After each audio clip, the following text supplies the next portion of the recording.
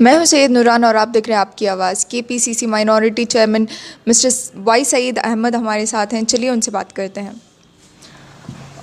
Sir, Syed Zameer Pasha ji जो retired IAS officer है, बहुत ही रिस्पेक्टेबल आइडेंटिटी थे कांग्रेस पार्टी में। तो उनके फौत के बाद बहुत सारे लोगों ने अपना दुख जाहिर किया। तो आपके हिसाब से उनकी क्या इम्पोर्टेंस थी? ज़मीर पाशा साहब एक रिटायर्ड आईएएस अफसर थे। मैं उनको उस ज़माने से जानता हूँ जब वो एसीएम याहिया जब एजुकेशन मिनिस्टर थे, उनके पीएस प्राइवेट सेक्रेटरी थे और बहुत ही ईमानदार और मेहनत करने वाले थे। बहुत अच्छे ऑफिसर थे, मिलजुल कर काम करते थे हमारे साथ। बहुत बड़ा लॉस है हमारे लिए, ख़ास करके मेरे लिए भी और कम्युनिटी के लिए। एक अच्छा ऑफिसर, एक नॉलेजेबल ऑफिसर आज हमारे बीच नहीं रहे। कोलार में वो कॉन्टेस्ट किए थे 2018 में, इत्तेफाक से हार गए। अगर जीत जाते तो शायद वो कम्युनिटी के लिए बहुत ही अच्छा काम जब हम सिविक वेलफेयर की बात करते हैं तो नॉट ओनली मुस्लिम कम्युनिटी, दूसरी कम्युनिटी को भी उन्होंने एक्टिवली पार्टिसिपेट किया उनके वेलफेयर के लिए और बहुत सारे मेजर्स भी लिए थे। तो यही तो बता रहा हूँ ना मैं। He was a very good officer, as a officer also. बहुत से गरीब तबके के लिए, चाहे वो कोई हिंदू हो या मुसलमान हो, जो भी हो, उन्होंने कभी ज़ात पात का कोई मसला नहीं लाया। मगर उनके लिमिट्स के अंदर जो भी काम होता था वो करते थे। कभी कभी लिमिट से बाहर होकर भी काम करते थे और बड़े अच्छे समझदार और बुर्दबारी के साथ काम करने वाले ऑफिसर थे। उसके बाद सियासत में भी उनका एक मुकाम बन गया था।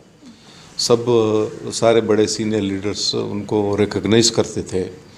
जब भी कोई पार्टी की कोई पॉलिसी बनती थी या कोई इलेक्शंस के टाइम पे जो हम मैनिफेस्टो बनाते हैं वो बनता था, तो उसमें उनसे राय लिए जाते थे। डीके शिव कुमार साहब भी उनसे बहुत अच्छा ताल्लुक़ था उनका। हमारे अभी जो पीसीसी प्रेसिडेंट है, उन्होंने भी कुछ कमिटीज़ बना करके डीके शिव कुमार साहब ने उनको उस कमेटी में ज़िम्मेदारी भी दी थी। ये बहुत बड़ा लॉस है पार्टी के लिए, कौम के लिए। जब हम पॉलिटिक्स की बात करते हैं तो बीबीएमपी इलेक्शंस आने वाले हैं, तो उसका मंथ भी अनाउंस हो चुका है कि कब इलेक्शंस होंगे। डेट अभी कंफर्म नहीं हुआ है।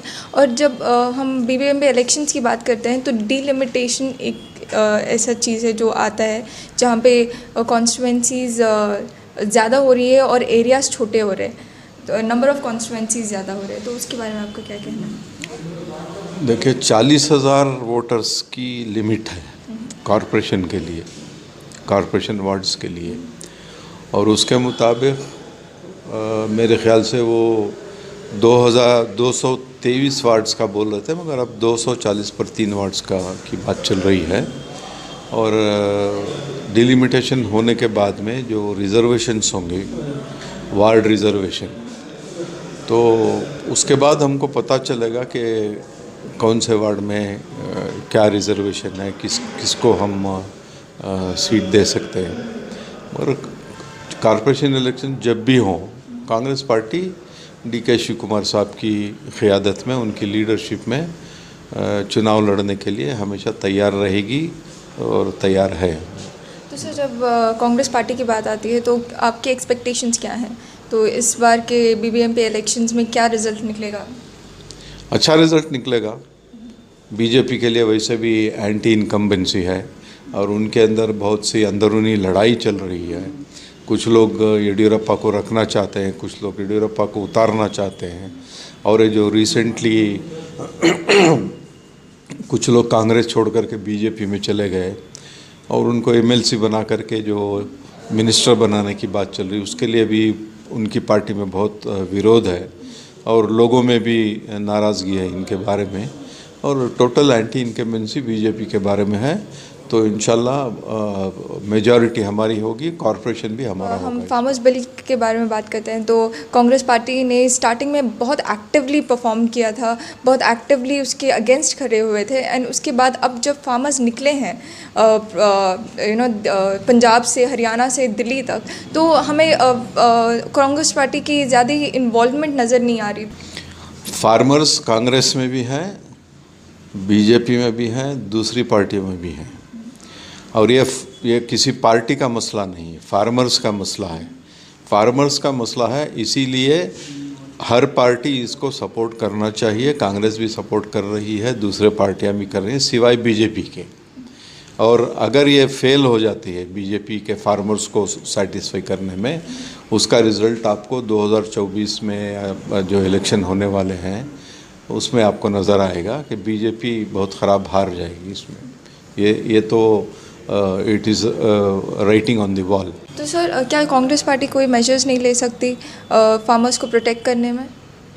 हम तो अपोजिशन में है ना, Congress party is in opposition. Oppositions की भी ड्यूटीज़ होती है ना? ड्यूटीज़ होती हैं, अपोजिशन की ड्यूटी होता है मसले को उठा के सरकार के सामने रखना। वो तो कांग्रेस पार्टी ने कर दिया। राहुल गांधी भी बात कर रहे हैं, कांग्रेस के बड़े बड़े दिग्गज नेता जितने भी हैं सब लोग बात कर रहे हैं। मगर मोदी साहब अपने कान बंद करके बैठे हुए हैं। उनको कान खोल करके सुनना चाहिए कि कांग्रेस क्या कहती है, एसपी क्या कहती है, दूसरे पार्टीज क्या कहते हैं, जनता दल क्या कह रही है। उनको कान खोल करके सुनना चाहिए, सुनने के बाद में कोई फैसला करना चाहिए। बीजेपी अंधी भी हो गई है और बूढ़ी भी हो गई है, ना कुछ दिखाई देता है ना कुछ सुनाई देता है। तो further updates please do subscribe आपकी आवाज़। मैं सईद नूरान।